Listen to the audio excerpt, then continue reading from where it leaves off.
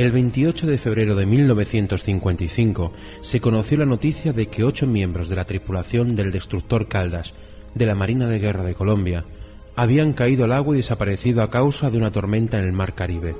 La nave viajaba desde Mobile, Estados Unidos, donde había sido sometida a reparaciones, hacia el puerto colombiano de Cartagena, a donde llegó sin retraso 2 horas después de la tragedia. La búsqueda de los náufragos se inició de inmediato, con la colaboración de las fuerzas norteamericanas del Canal de Panamá, que hacen oficios de control militar y otras obras de caridad en el sur del Caribe. Al cabo de 4 días se desistió de la búsqueda, y los marineros perdidos fueron declarados oficialmente muertos. Una semana más tarde, sin embargo, uno de ellos apareció moribundo en una playa desierta del norte de Colombia, después de permanecer 10 días sin comer ni beber, en una balsa a la deriva. Se llamaba Luis Alejandro Velasco. Esta historia es la reconstrucción periodística de lo que él me contó, tal como fue publicada un mes después del desastre por el diario El Espectador de Bogotá.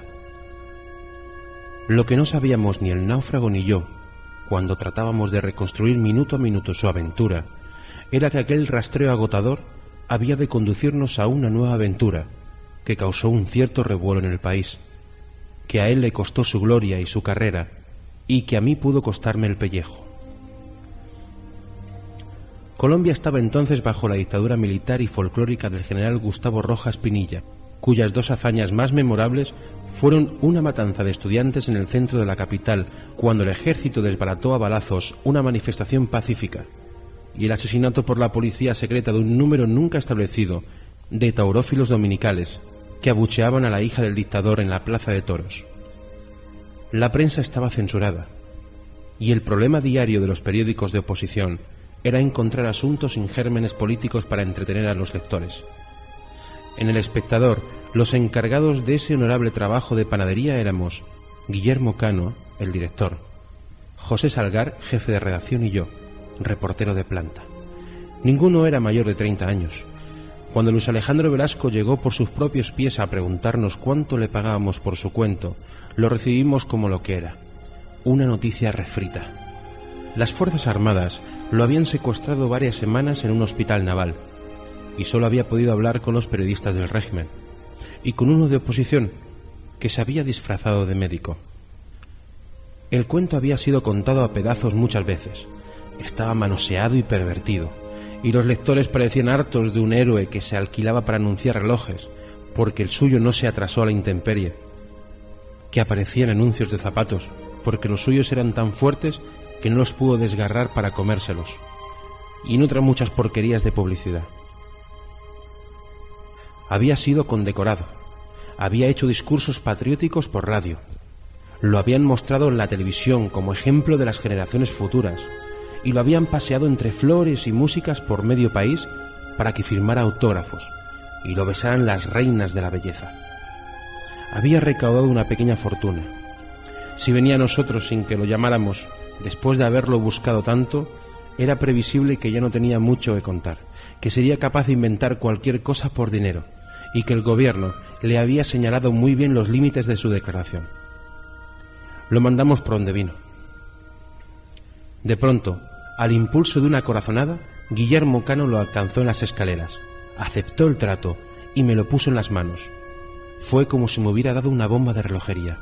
Mi primera sorpresa fue que aquel muchacho de 20 años, macizo, con máscara de trompetista que de héroe de la patria, tenía un instinto excepcional del arte de narrar, una capacidad de síntesis y una memoria asombrosa, y bastante dignidad silvestre como para sonreírse de su propio heroísmo. En 20 sesiones de 6 horas diarias, durante las cuales yo tomaba nota y soltaba preguntas tramposas para detectar sus contradicciones, logramos reconstruir el relato compacto y verídico de sus 10 días en el mar. Era tan minucioso y apasionante que mi único problema literario sería conseguir que el lector lo creyera. No fue tan solo por eso, sino también porque nos pareció justo que acordamos escribirlo en primera persona y firmado por él.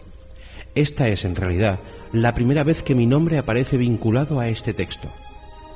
La segunda sorpresa, que fue la mejor, la tuve al 4.º día de trabajo, cuando le pedí a Luis Alejandro Velasco que me describiera la tormenta que ocasionó el desastre. Consciente de que la declaración varía su peso en oro, me replicó con una sonrisa: es que no había tormenta. Así era.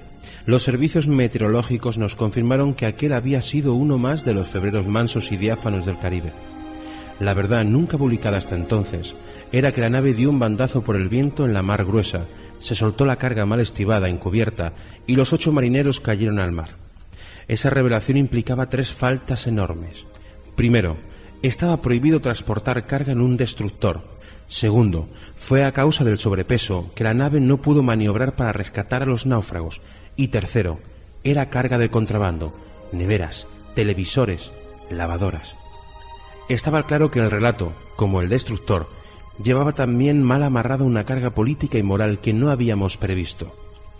La historia, dividida en episodios, se publicó en 14 días consecutivos. El propio gobierno celebró al principio la consagración literaria de su héroe. Luego, cuando se publicó la verdad, habría sido una trastada política impedir que se continuara la serie.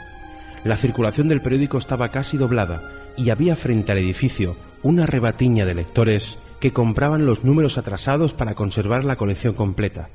La dictadura, de acuerdo con una tradición muy propia de los gobiernos colombianos, se conformó con remendar la verdad con la retórica. Desmintió en un comunicado solemne que el destructor llevara mercancía de contrabando.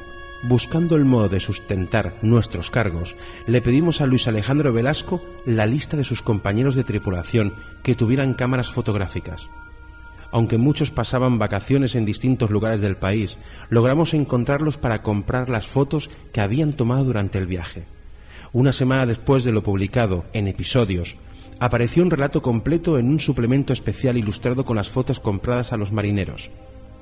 Al fondo de los grupos de amigos, en alta mar, se veían sin la menor posibilidad de equívoco, inclusive con sus marcas de fábrica, las cajas de mercancía de contrabando. La dictadura acusó el golpe con una serie de represalias drásticas que habían de culminar, meses después, con la clausura del periódico. A pesar de las presiones, las amenazas y las más seductoras tentativas de soborno, Luis Alejandro Velasco no desmintió una línea del relato. Tuvo que abandonar la marina, que era el único trabajo que sabía hacer, y se desbarrancó en el olvido de la vida común.